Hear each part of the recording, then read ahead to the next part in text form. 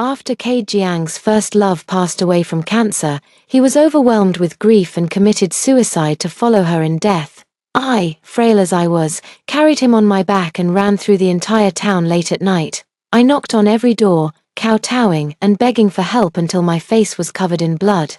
Managing to save his life, this left a rugged, ugly scar on my forehead. From then on, he let go of his grudges and decided to live a good life with me, but later, he dreamed of his deceased first love, saying she was lonely and miserable underground. He couldn't sleep at night, dragged me to his first love's grave, and forced me to drink poison. It's all your fault we can't be together. Since that's the case, you can go down and keep Nova company for me. Only then did I realize that he had always resented me for causing his first love to miss the best treatment period. Reborn in this life, I'm tired and just want to live a different way. Vera, I beg you.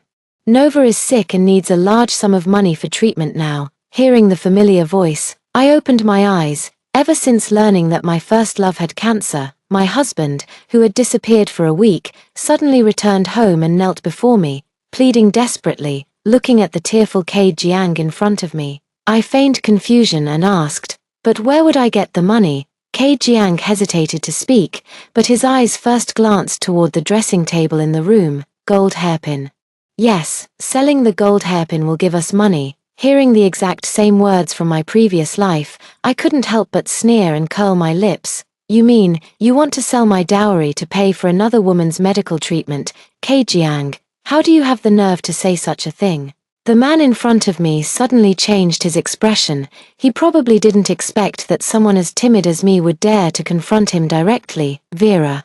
Saving a life is more meritorious than building a 7-story pagoda. I beg you, I can't lose Nova, even if I owe you. Once Nova recovers, I'll go to the provincial capital to work and redeem your hairpin for you.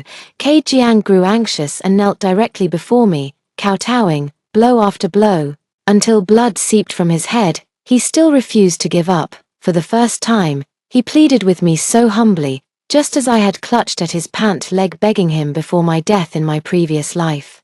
At this moment, the scene before my eyes overlapped with the one from my death in the previous life. It's all my fault, Ke Jiang. I don't want to die. I beg you, save me. The next second, Ke Jiang's voice pulled me back to reality. Since you're so eager to save her, then figure it out yourself. Anyway, I won't sell this gold hairpin. After saying that, I strode back into the room and hid the gold hairpin on my person, unlike the previous life where, after hesitation, it was given to him. The hairpin never returned until the moment of death. Impossible. Nova can't be dead. Nova is still alive. She's still alive. Another month later, at Nova Sie's Memorial Hall, Ke Jiang held her portrait, howling with heart-wrenching agony, crying until he was drenched in tears. However, the other people who came to attend the funeral looked at me with increasingly strange expressions. His legitimate wife was clearly standing right there. Yet he was crying his heart out over the death of another woman. The aunt beside me pulled me aside and said, Man, go and talk some sense into Ke Jiang. No matter what his relationship with Nova was in the past, she ended up marrying someone else.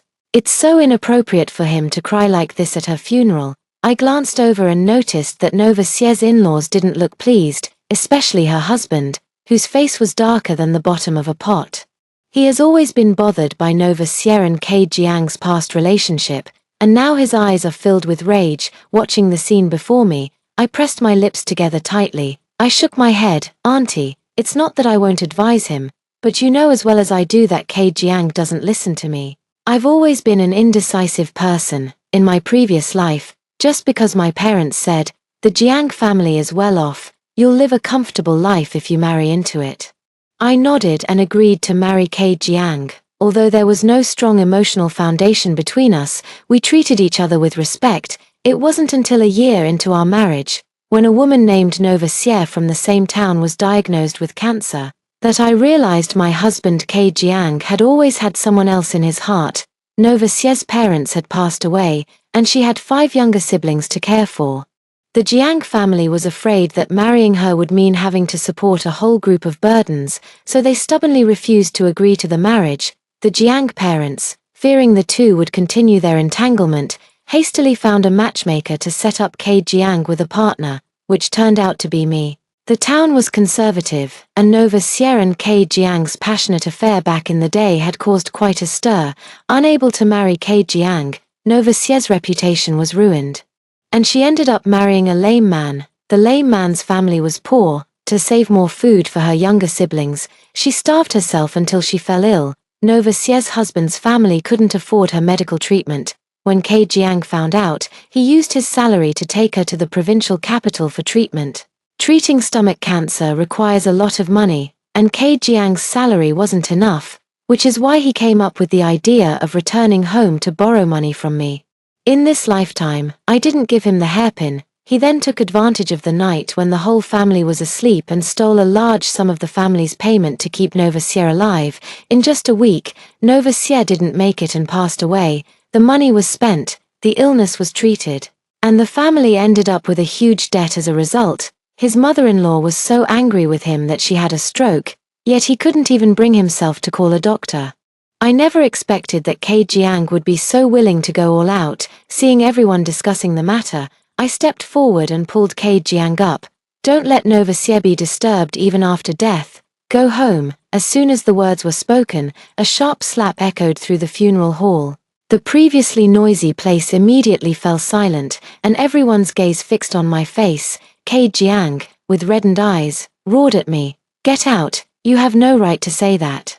If it weren't for you repeatedly obstructing me from saving Nova, she wouldn't have died at all." The swelling pain on my cheek left me speechless for a moment.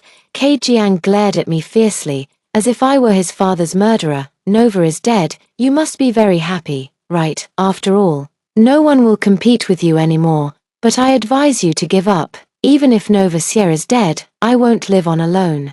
After he said this, the mourners began to murmur again. I heard someone sneer, "This Ke Jiang is really a lovesick fool, actually wanting to die for love with someone else's wife." The experiences of my past life had long since left me disheartened. I no longer cared about Ke Jiang's attitude toward me, but I was unwilling to take this slap for nothing. The next second, I slapped him with all my might. My hands, hardened by years of labor, were no weaker than a man's. With that one slap, Ke Jiang was left dazed and disoriented. Standing on the moral high ground in front of everyone, I scolded him loudly. "This slap is for Mom and Dad. You may have done right by Novoselic, but you've let down the parents who worked so hard to raise you." After saying this, I quietly stepped back from the crowd. After all, he doesn't have long to live. What's the use of arguing too much with the dead? The moment I left the mourning hall, sharp screams suddenly erupted behind me. "Help! Someone's dead, someone come quickly. Ke Jiang has committed suicide." The person who rushed out grabbed me. "Virayun, you need to go in and see. Your husband just suddenly pulled out a knife and slit his wrist. There's a lot of blood." I curled my lips coldly. "Is that so? What does that have to do with me?" That person gave me a reproachful look and muttered under their breath, "What a strange couple. One dying for another man's wife, the other not caring when her own husband kills himself." Another person grabbed him. Birds of a feather flock together. But let it be for now. Finding help to save lives is more urgent. In his previous life, after Ke Jiang's first love, Novoselic, passed away, he caused a scene at the memorial hall, insisting on dying for love. The moment he pulled out a knife, I caught the blade with my hand and forcefully stopped him. Later, the cut healed but left a scar that never fully recovered. Every time the humid season returned, the wound would ache faintly. The last time he attempted suicide, he took poison in the middle of the night while I was asleep. Using my frail body, I carried him and knocked on the doors of every doctor in town, kowtowing and begging for help at each house until my forehead was bruised and bleeding, just to save his life. Later, another rugged, ugly scar was left on my forehead, and ever since, I've always worn bangs that don't quite suit me. Everyone praises him for his good fortune, saying he married a wife who loves him as much as her own life. He finally let go of his grudges and worked with me to build a stable family. But later, he dreamed of Novoselic, who appeared in his dream crying and complaining about how lonely and miserable she was underground. He couldn't sleep night after night. He actually dragged me to Novoselic's grave, forced my mouth open, and poured a bottle of pesticide down my throat before I died.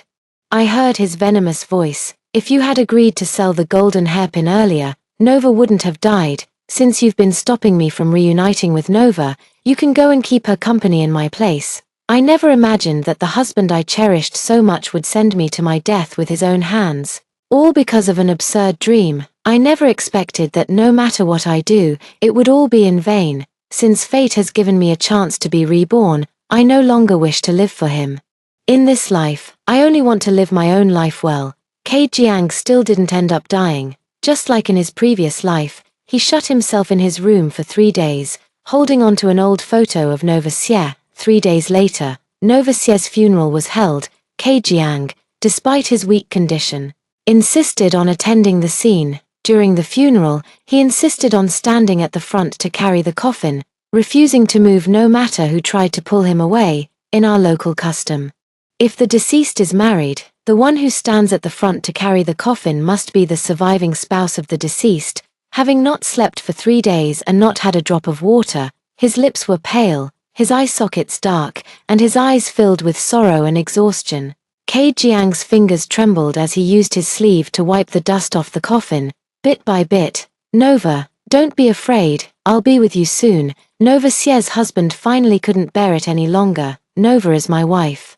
Please show some self-respect. Jiang frowned at his lame leg, a cold smile curling at the corner of his mouth. With red-rimmed eyes, he asked, with a leg like that, how can you send Nova off on her final journey? What if she gets hurt? Besides, if it weren't for my parents forbidding it back then, Nova Xie and I would have been married long ago. What does it have to do with you? The man asked with a dark expression. What happened back then is in the past.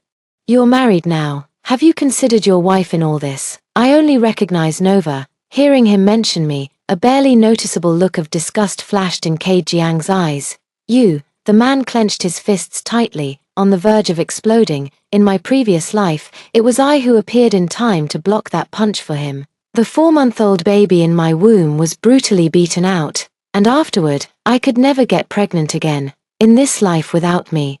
Jiang couldn't dodge in time and took the punch head-on. The slap mark on his left cheek hadn't faded yet, and now his right cheek took a punch, making it symmetrical. The man's forehead veins bulged as he raised his fist and struck Jiang again, who was too weak to fight back. He was pinned to the ground and beaten like a quail. The man said while hitting, earlier, I let it slide because I knew you were taking Nova Xie for treatment, but who knew you'd push your luck even further? Jiang spat out a mouthful of blood and said, if you had treated Nova better, she wouldn't have gotten this illness. It's all your fault. The man laughed recklessly and said, then why didn't you marry her back then? Nova Xie is my woman. How I treat her is none of your business. As soon as he finished speaking, Jiang's older brother, Jiang Shu, hurried over to break up the fight, pulling his brother aside and apologizing. Look at the state of our family. And you're still here causing trouble. Get the hell home and stop embarrassing me here. Erqiang, I apologize on his behalf. You've already hit him, so you should have let go of your anger by now. The man named Erqiang immediately put on an apologetic smile and waved his hand upon seeing Jiang Shu, indicating that the matter was over. Jiang was still unwilling to let it go, but he was dragged away by his older brother, to ensure the safety of myself and the baby in my womb. I called my brother-in-law that night when Nova Xie died to inform him of the situation at home. Jiang Shu, who was in the military, learned that something had happened at home and immediately rushed back from another province. Jiang Shu angrily scolded, for the sake of a woman, you almost dragged the whole family down with you. After learning that Nova Xie was ill, Jiang stole the factory's funds meant for purchasing raw materials to raise money for her treatment. The large order that had been placed was put on hold due to the lack of funds to buy raw materials, forcing the father-in-law to take out a high-interest loan to keep things afloat. Now, in order to repay the exorbitant interest, he, at 60 years old, is still running around outside borrowing money to pay off his debts. My mother-in-law was so angry about this that she had a stroke, but there's no extra money to hire a doctor for treatment, and she doesn't dare tell her hot-tempered eldest son. And I know that the only one in this family who can control Jiang is this eldest brother. Moreover, the eldest brother, Jiang Shu, is also the only sensible one in the family. Elder brother Jiang Shu joined the army at the age of 16 and became a battalion commander in his 20s. Known for his decisive and unyielding personality, He was the one who had forbidden Ke Jiang and Nova Xie from getting married back then. Ke Jiang was very afraid of this elder brother. Don't even talk about you. If I could bring Nova back to life, I'd trade the whole world for her. You have no idea what Nova means to me. For the first time, Ke Jiang mustered the courage to defy this elder brother. Jiang Shu, seeing his brother's stubbornness, was furious. You've brought so much trouble to the family over a woman, and I haven't even held it against you yet. How dare you yell at me? If I don't teach you a lesson today, it's only because I'm in a good mood. He picked up a willow branch, tied Ke Jiang's hands, and hung him from the tree. Seeing this, I quickly waddled over from behind the tree, my belly protruding. Bro, you can't do this, someone could die. Don't worry, I know how to hold back, no one will die. Jiang Shu's eyes burned with anger. That damn Ke Jiang, ignoring his parents is one thing, but even his own woman, what an idiot. Ke Jiang, who had kept his eyes closed all this time, suddenly opened them. She brought it on herself, she deserved it. Voluntary, serves you right. I've lost count of how many times I've heard these words from Ke Jiang's mouth. Ke Jiang gritted his teeth and said, if it weren't for her back then, Nova Xie and I would have been together long ago.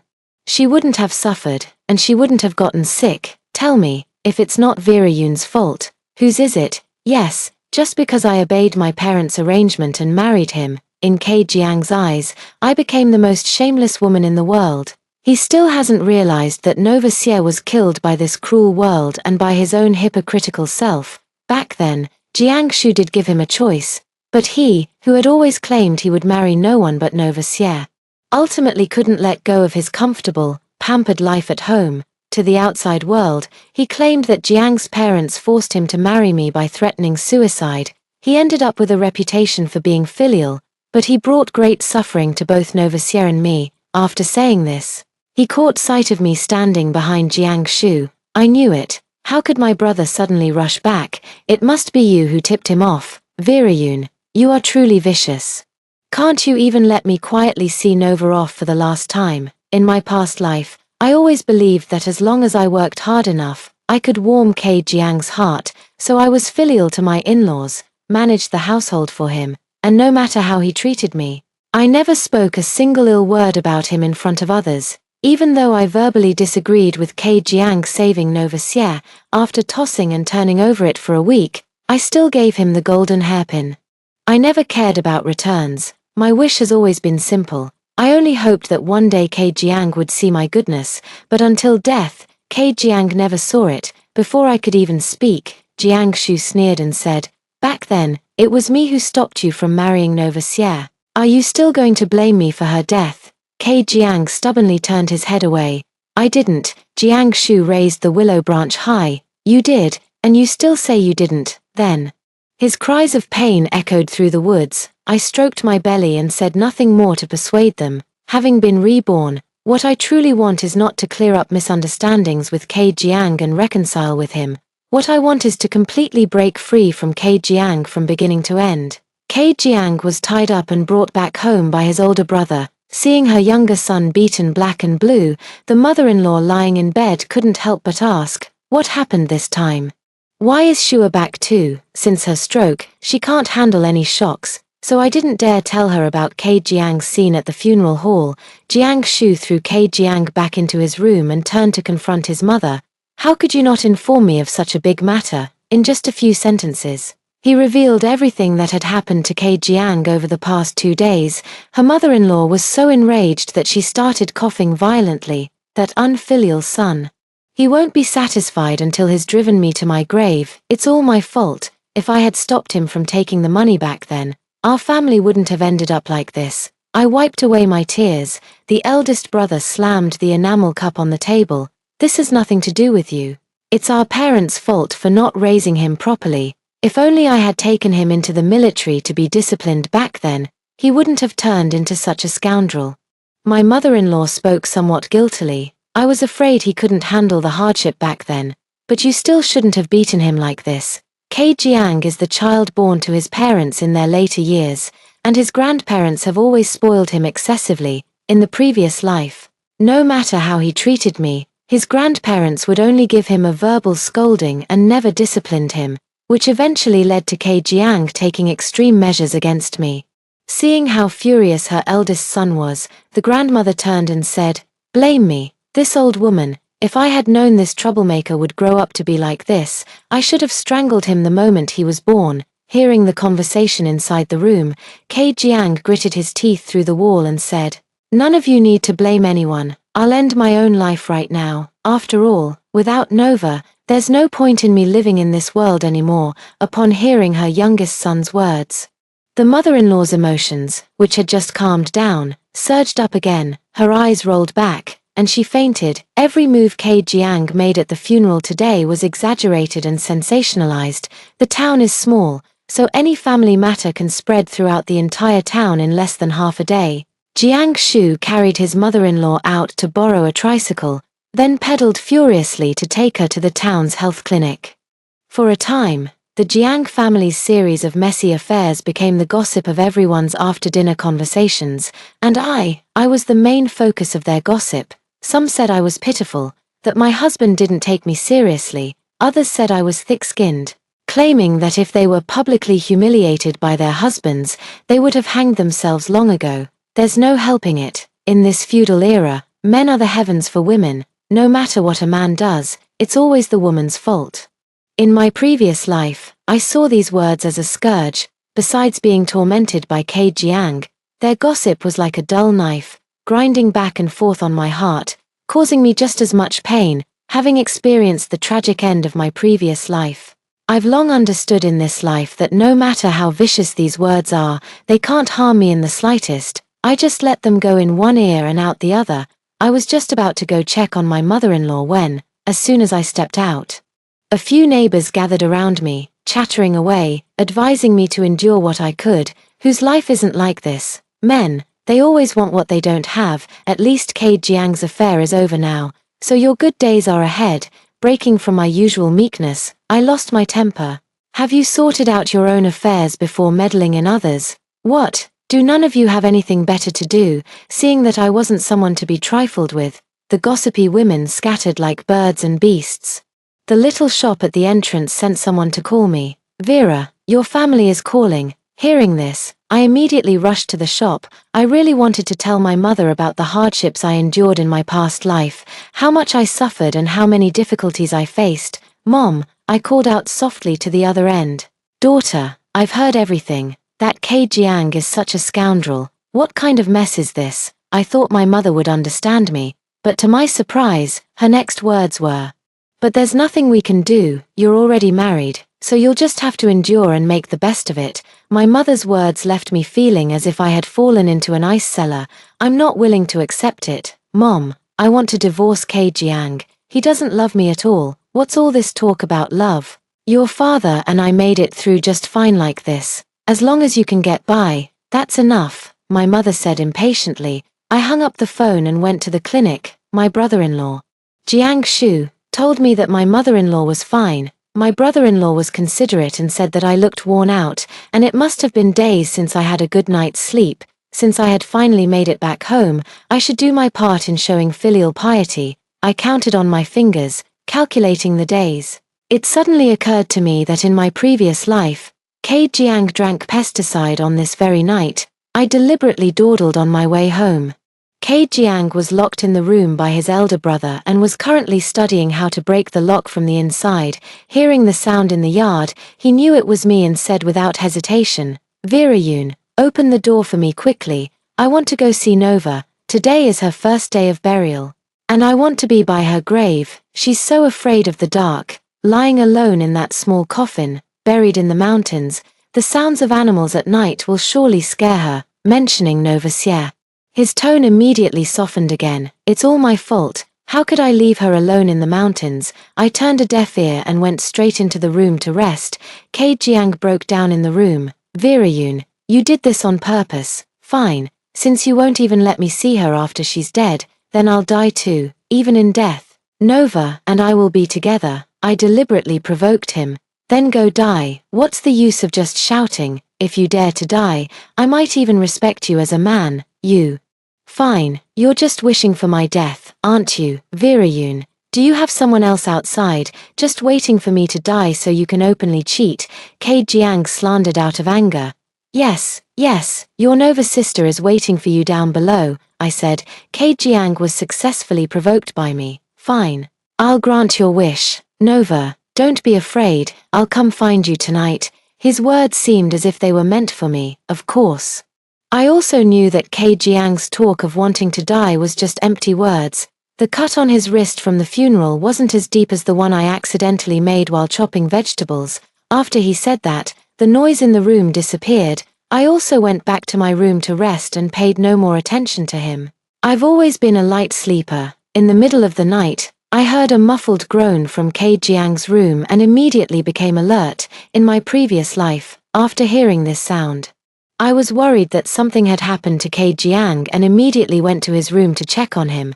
Unexpectedly, I happened to catch him just after he had drunk pesticide. In the early hours of the morning, not a single clinic or health center was open. To save him, I used my frail body to carry the 6-foot-tall Ke Jiang, walking all over the town and knocking on every doctor's door upon learning that he had ingested pesticide.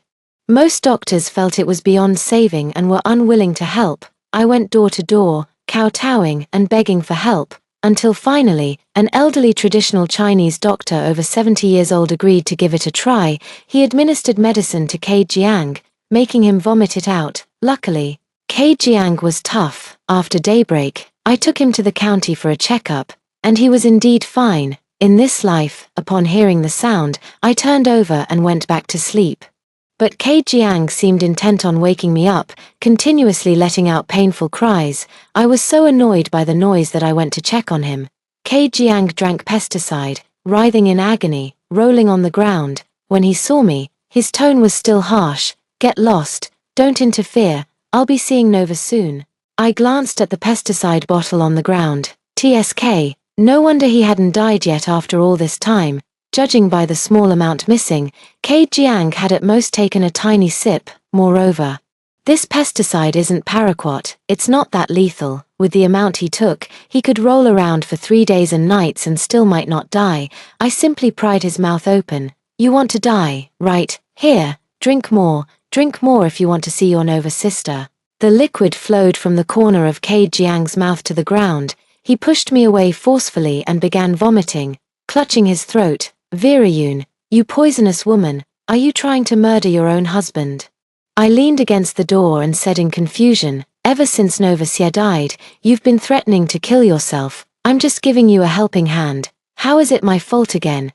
Ke Jiang glared at me and continued to gag and vomit. When he was almost done vomiting, he leaned against the door, gasping for air, but moments later, the sharp pain in his stomach made him break out in a cold sweat all over.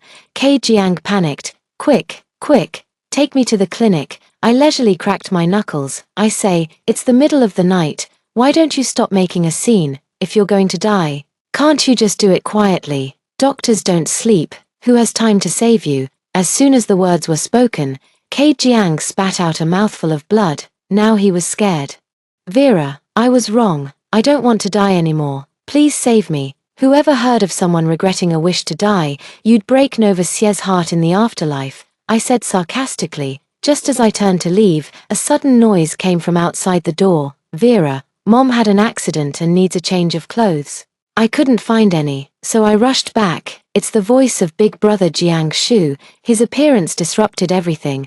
I looked at Ke Jiang on the ground, thinking that things had taken a turn for the worse, so I immediately picked him up and rushed toward the door. Brother, it's bad. Ke Jiang took poison and tried to kill himself. Hearing my words, Jiang Shu spat. This lunatic, he really can't let anyone have a peaceful day. Then immediately taking Ke Jiang, he ran outside. At this moment, Ke Jiang had already passed out from abdominal pain and the violent jolting. Jiang Shu thought Ke Jiang was dying and ran even faster. He knocked on the door of a clinic. Doctor, help, my brother drank pesticide. The sleepy-eyed doctor rubbed his eyes impatiently. What kind of pesticide? It seems like it's paraquat, I deliberately added. There's no saving him. Take him back and prepare for the funeral arrangements. After saying this, the doctor directly closed the clinic door. It was the first time I saw Jiang Shu soften his tone. He continued knocking on the door. "Doctor, my brother is still so young, please. I beg you to save him." The light in the room went out, and there was no further movement. Jiangsu continued to carry Jiang. "No, let's try another place." Every place after that was the same. In this lifetime, without me kneeling and begging for help, no doctor was willing to take the risk. Moreover, they knew that Jiang had ingested paraquat, a poison so lethal that even a single drop would be fatal beyond the reach of any doctor, no matter how skilled. No one was willing to bring trouble upon themselves. Frustrated and rebuffed, Jiangsu couldn't help but curse angrily. "What kind of doctors are these people? There's no other way. We'll have to wait until daybreak to take him to the county hospital for further examination. Tonight, it's up to him to pull through." At the break of dawn, Jiangsu borrowed a car and took me and Jiang to the county hospital for further tests. The test results came out quickly. Due to the toxicity of the pesticide, the large amount he consumed, and the prolonged delay, his organs had already begun to fail. The doctor shook his head helplessly. Even if Hua Tuor were alive today, it would be useless. Jiangsu asked him tremblingly, "How much time is left?" "Less than a week." The doctor said with regret, "So young, what could have been so troubling?" Hearing this news, I thought I would be sad, but my heart felt no ripple of emotion.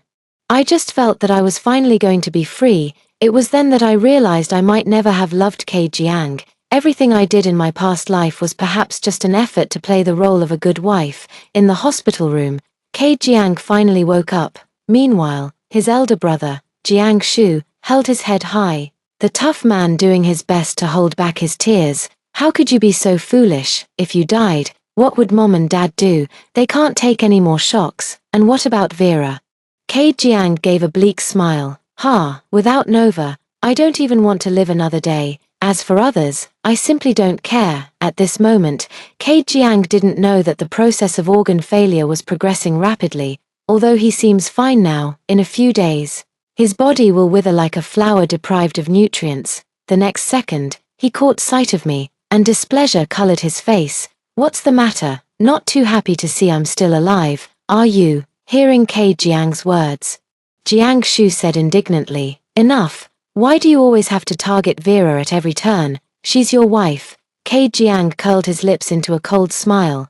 "Wife, she killed my Nova. If she had agreed to sell the dowry to treat Nova, she might have been saved. In the previous life, he blamed me for selling the dowry too late. In this life, he blames me for not agreeing to let him sell the dowry. Either way, Nova Xie's death is pinned on me." Jiangsu said mockingly, "How dare you say that? What does Nova Xie have to do with you? Is it your place to save her? Besides, if you wanted to save someone, you should have figured it out yourself. How dare you use your wife's dowry to save another woman? That's pretty shameless." Scolded by his own brother like this, Jiang couldn't help but blush. "What's the big deal? There were extenuating circumstances, and I promised I'd redeem the dowry for her later." Jiangsu clenched his fists tightly. "Unlike you, who's a fool. Nova Xie has stomach cancer. It's terminal." Jiang was stunned into silence for a long moment. Jiangsu added, "Did you know that Vera is 4 months pregnant? In my past life, I never got the chance to tell him I was pregnant before the child was aborted. Afterwards, Jiang learned the news and only blamed me for not protecting the child. So he hated me even more." He slowly turned to look at me, only to see the mist in my eyes, recalling the experiences of my past life. I gritted my teeth, tears welling up, and turned my back, not wanting anyone to see me in such a wretched state. Upon hearing the answer, Jiang froze in place. "Then how did she didn't have time to tell you." Jiangsu sighed. "Given that she's pregnant, any grudges or resentment should be set aside." Jiang's gaze suddenly froze, and he stood there in a daze, speechless. The next second, he clutched his abdomen and vomited a large amount of blood. The doctors and nurses rushed over and shook their heads. Jiang looked at his brother Jiangsu in disbelief. Jiangsu turned away with tears in his eyes, and Jiang finally understood that he didn't have much time left to live. He asked me to stay behind to say a few words alone. The hospital room was so quiet you could hear a pin drop. I looked at Jiang face to face, and he finally spoke. "I'm sorry. I didn't know you were pregnant." I smiled bitterly and said, "It doesn't matter anymore." Suddenly, I remembered the night of our wedding. When Jiang promised to treat me well for the rest of his life. During our honeymoon, we were as inseparable as honey and oil. I thought I would be happy from then on. It wasn't until later, when Nova Sierra fell seriously ill and he was completely preoccupied with her, that I realized Jiang had never let go of Nova Sierra. Jiang suddenly burst into tears. "I'm sorry, I was wrong. I was really wrong. I regret it. I don't want to die. I want to see the child be born. Can you save me? Jiang's condition is getting worse day by day. At first, he just had a stomachache.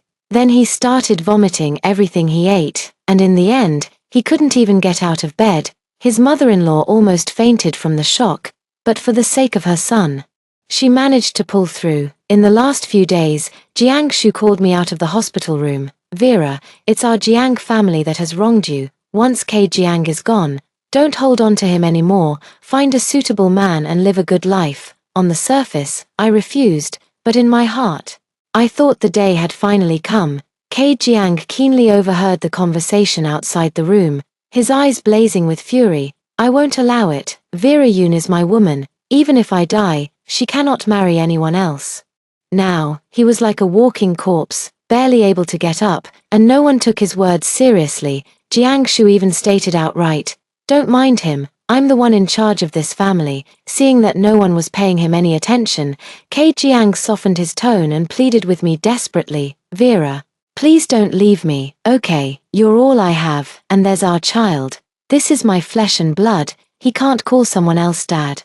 I pried his fingers off one by one and whispered softly into his ear, "Go in peace. Once you're gone, I'll finally be free." If it weren't for the fact that saliva could drown a person, I would have already abandoned him and left. "Do you hate me this much?" Jiang asked in disbelief. I remembered that before my death in my previous life, I had asked Jiang the same question. He answered me, "Hate. I hate you especially." Now I've returned that sentence to him, on the final day. Jiang was barely holding on, with only a breath left. In his last moments of life, he stared at the ceiling, lost in thought. The Jiang family stood by the door, wiping away their tears. Jiang looked up at me with difficulty, opening his mouth to signal for me to come closer. He moved his lips, and after a long while, he slurred out a sentence, "I don't want to die, Vera. I'm so scared." I leaned close to his ear and said, "Don't be afraid. Nova Sierra is already waiting for you down there. You'll see him soon." He looked out the window, and his pupils began to rapidly dilate. With his last breath, he struggled to press his hand against my lower abdomen and murmured to my belly, "Child, I'm sorry for you and your mother." I left him with my final words, "Jiang, in the next life, and the one after, let's never meet again." On the day of Jiang's funeral, a light rain fell from the sky. Jiangshu ultimately fulfilled his wish and buried him near Nova Sierra. Unfortunately, that very night, a bolt of lightning struck and split his grave open. Later, after I gave birth to the child, I negotiated with my brother-in-law and decided to leave the Jiang family with the child. Even though my in-laws tried every means to stop us, my sensible brother-in-law saw through it. If the child were left in their care, it would be ruined. To protect his late brother's posthumous child, Jiangshu ultimately agreed to my request. The condition I agreed to with him was that the child would still carry the Jiang surname and would return to acknowledge his roots when he grew up. I knew that, as a woman with no background, it would be difficult for me to provide a prosperous life for the child on my own. My parents said I was still young and could still marry well. They started arranging blind dates for me again. A state factory worker with a child, an old widower who lost his wife. One late night, I took the money from the Jiang family, carrying the gold hairpin my grandmother gave me, and boarded the train to the provincial capital. With that money, I settled into a new home in the provincial capital and, with the help of my elder brother-in-law, opened a clothing store, starting a new life. From then on, the sky was high and the sea was wide, letting me fly freely.